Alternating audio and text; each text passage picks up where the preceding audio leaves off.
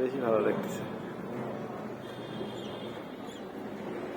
অভিজ্ঞতা যারা আর্ট করে এটা একটা অভিজ্ঞতা। হ্যাঁ,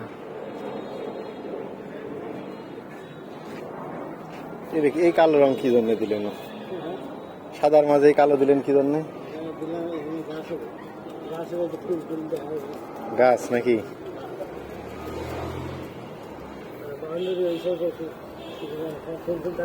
হ্যাঁ হ্যাঁ হ্যাঁ,